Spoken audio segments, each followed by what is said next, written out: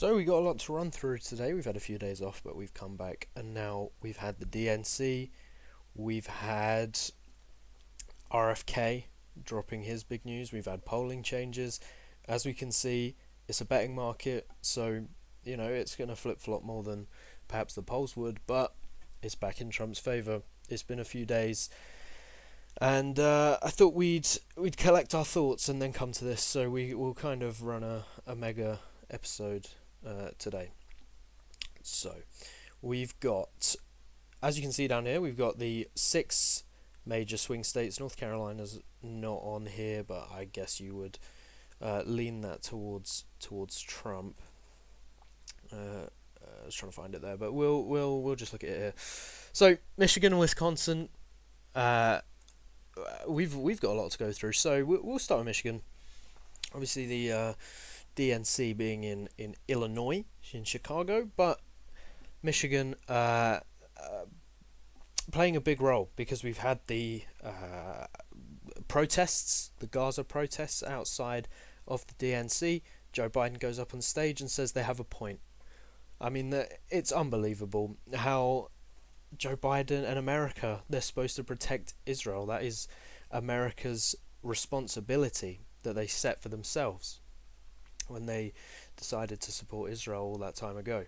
And now Joe Biden and Harris and everyone involved, Obama, Clinton, all of them involved, are turning their back on that, and it's wrong. In America, it's wrong, because they took that role of protecting Israel, and now they've decided to change on that. But it's working in Michigan, so you can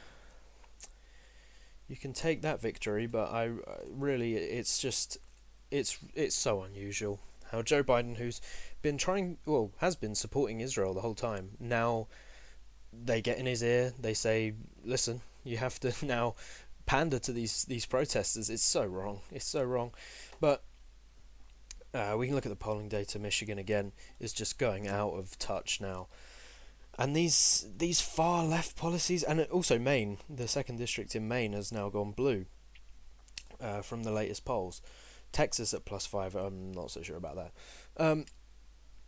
But we can talk about Maine. So the 2nd district has gone blue. The last poll we had was red. It's gone blue, and that's from all these far left policies. Price controls is absolutely insane in this day and age.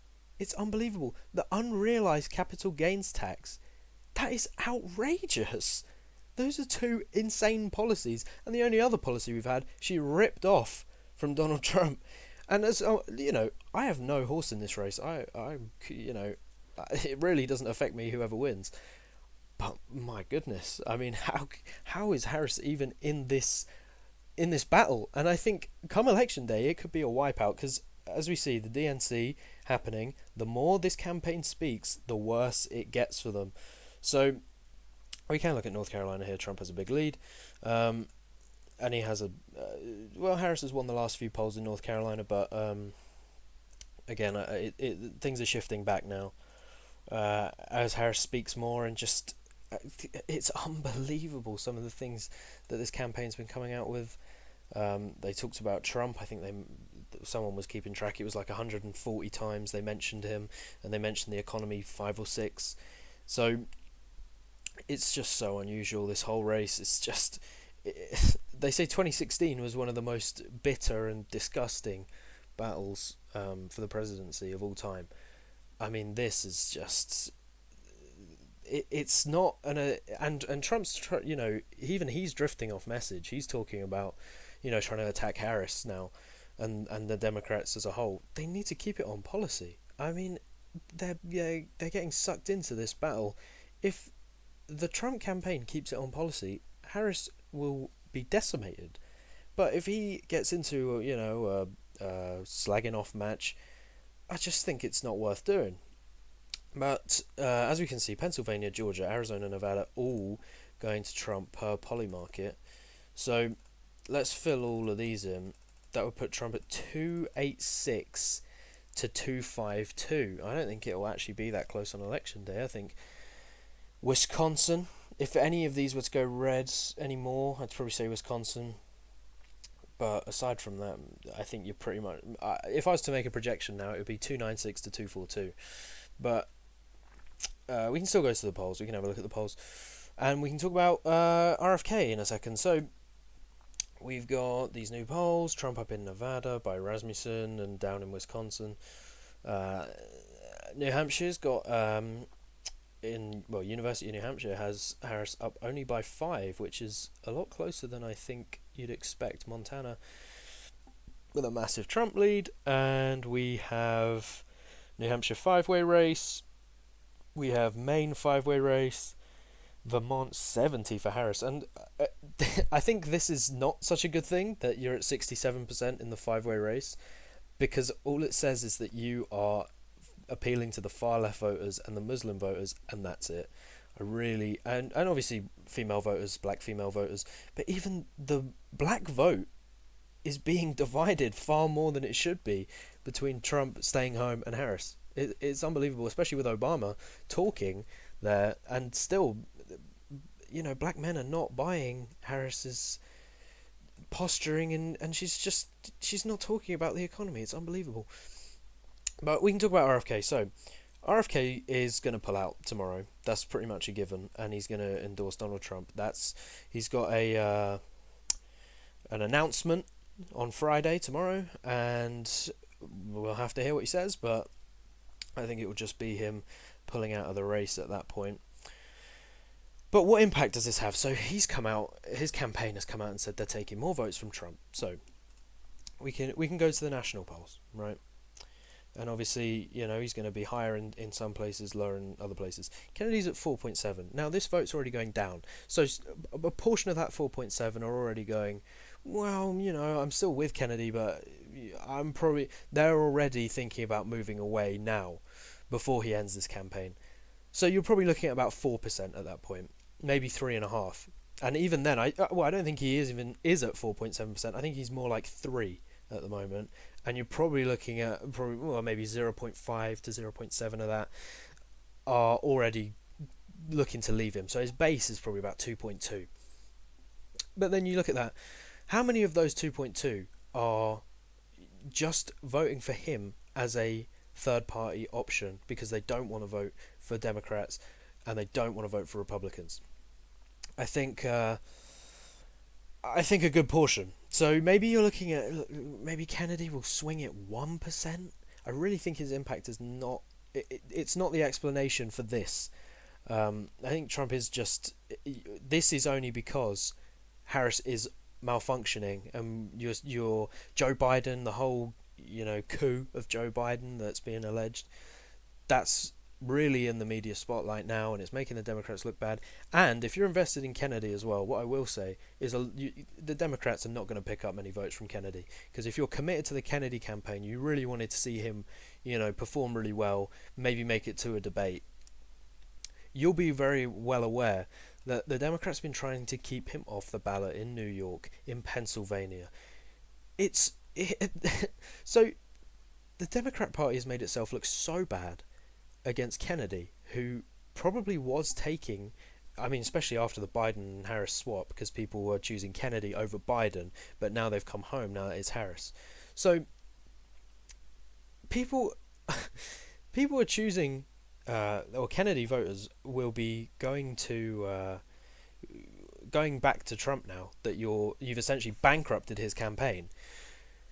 So they just shot themselves in the foot and made themselves look bad. They shot themselves in the foot and then fell off a cliff. It's just the last week for this Democrat Party has been so bad, and it's reflected in the polls. It's reflected in the betting. And now when Kennedy pulls out, are you even going to see 1% go to Trump? I think the polls are going to overinflate this, and maybe they'll give Trump 2% or so. But really, I think it's probably about 1%, but 1% makes the difference. And Kennedy's, while he's not a very good speaker because of his issues with his voice, and he's maybe not the best speaker in terms of speaking, but he's a very, very persuasive guy, very intelligent, articulate. So really, he could get people. He could convince women, because a lot of women like Kennedy. he could convince women. So Trump's obviously on abortion. Trump's about the three exceptions of rape, the life of the mother, and incest. Kennedy could get people to go, get women especially to go. Listen, Trump is not anti-abortion. He's softened his stance definitely recently, and Kennedy can sort of go, well, I don't necessarily agree with him 100%, but if he's working with the Trump campaign, he could, be saying to people, listen, Trump's not anti-abortion. He just sees it this way, and maybe you could persuade a percentage of women. You're looking at a few votes, but this is the difference. Tens of thousands of votes were the difference last time.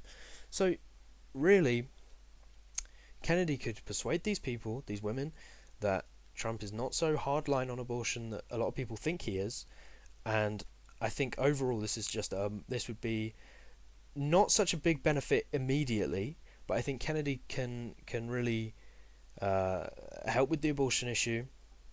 It gives him a bigger platform to talk about what the Democrats have been doing with his campaign and trying to silence him, and really energize Republicans to say this Democrat Party is somewhat corrupt. I mean, really, I think that is going to be the big difference maker. I think highlighting the struggles that Kennedy's had as a result of the Democrat Party and the cancelling of the primaries and whatnot. I think that will be the big difference. Kennedy can get people on side, but we can look at the polls in these states. So Arizona, Kennedy's at 5.2%. They're going to have the meeting in Arizona, or so we believe, and maybe Kennedy will announce at Trump's rally in Arizona that he's joining his ticket. Kennedy's at 7% here. So Focal Data seems to think Kennedy is really performing quite well in Arizona, and so do the other polls actually. So this could be a big difference, and if it's announced in Arizona, that could be a massive difference maker. You look at it already. It's 4-3-1-1 if you're ignoring the Siena one, which I think you're fair enough to do. Then really, Arizona could go to a lean. Maybe you're looking at 5 points. We've seen Pennsylvania ever since the Butler incident has pretty much been secured on Trump's side. So these incidents in these states do matter. So we give Trump Arizona. I think if this were to happen, he'd win Arizona, no problem. Obviously, things can happen, but I think as things stand, it would be pretty clear. Kennedy in Nevada. So Focal Data has Harris up by 10. I really don't know about that one. See, Siena, the polls are all over the place at the moment. Siena has Trump up in Arizona, and then Focal Data has Harris up by 10. So the polling at the moment is so hard to decipher. But we could go to there's a Rasmussen one in here, which obviously isn't on 538. That's Trump up by 2, and then in the five-way race, you've got Trump up by 1, and Kennedy. This is the important thing. Kennedy is doing well in these two states. That's Arizona, I mean. That Kennedy is doing well in these two states, so he can be the difference maker. As you can see, Harris is in per Siena. Harris is up. This is Arizona. They didn't do a five-way Nevada one. Okay, that's interesting. Either way, look, Trump's narrowly down maybe at the moment in Nevada. I'd argue it's probably about even at the moment, realistically. But again, you get that Kennedy maybe 0.5 to 1 to 2% in there. He's doing well in the polls. So this is, this is a state where he could have a big swing. Because you look at this, 9%, maybe then you're talking 2 or 3% going to Trump, and people, following Kennedy's lead and whatnot. So really, Nevada, that could make the difference in Nevada again. Arizona, Nevada, that's 17 electoral votes. That's a Georgia. And then he doesn't need to win Georgia, because we know the path is Pennsylvania plus Georgia, and then nothing else matters. Well, obviously with North Carolina. But in this situation, you'd get Pennsylvania, and say Georgia goes to Harris, you still win. So, this would be massive in these, these Pacific sort of states, Arizona, Nevada. Obviously, Kennedy's residence for the election is California, and that's the whole issue that with the New York and where he votes in New York, but his residence is California. That's the whole problem. And that's why Democrats are trying to get him banned off the ballot. But okay, there you go, Nevada and Arizona. Go to Georgia. We'll go to Georgia, and we'll go to Wisconsin, and we'll go to Michigan, and we'll go to Pennsylvania. So Georgia, Trump's up by 5-way race. So Kennedy's doing quite poorly here, which you'd imagine that sounds about right.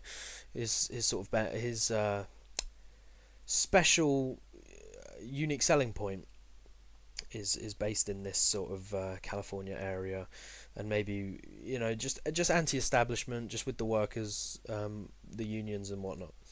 So Georgia, maybe he's not so strong down here, but Trump's winning anyway, so that's fine. This is kind of lining up perfectly for a Trump win. In the states that Trump's maybe neck and neck, Kennedy performs quite well, and he'll put him over the edge, I think, even though I don't want to put too much stock in Kennedy. You've got, Kennedy with 4 in Pennsylvania, but again, this could be the difference. This 1% from that 4 could be the difference in Pennsylvania. I do think Trump is probably up by 1 in Pennsylvania at the moment, so Kennedy maybe makes that 2. You've got to keep reminding people of the Butler incident, and talk about you're saving democracy, which the Democrats have made a point about, even though Kennedy and this is another thing. Look, and there you go. Kennedy can point out and say, look, actually, you're clearly against democracy because you're trying to ban me off the ticket, or ban my ticket off the ballot. We've got Wisconsin here.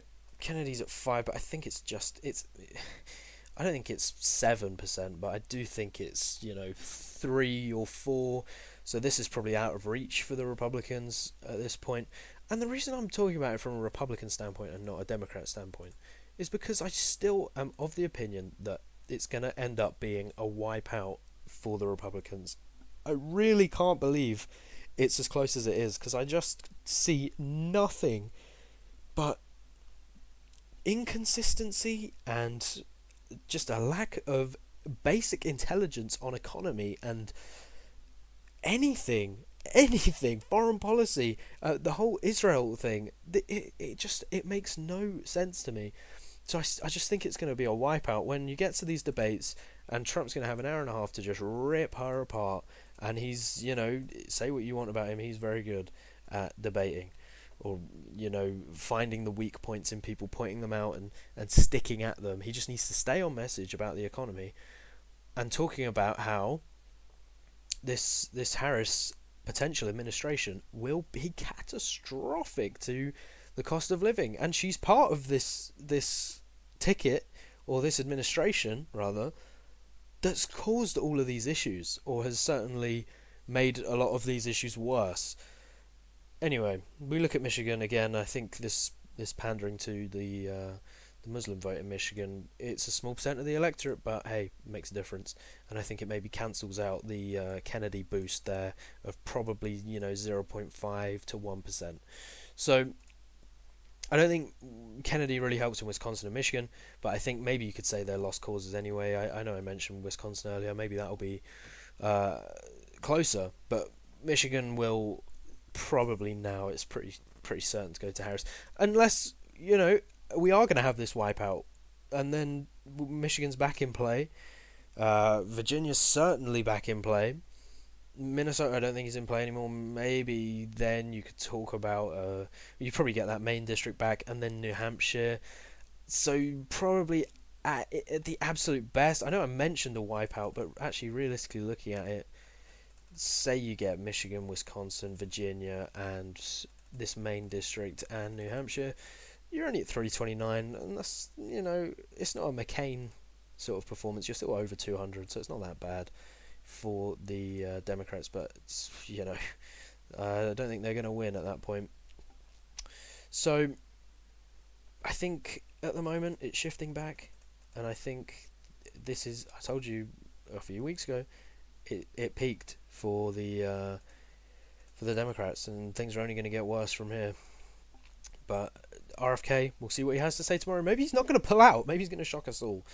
But I think once he pulls out, if he pulls out, this is gonna be a one-way road as we head towards the debates and the early voting in September.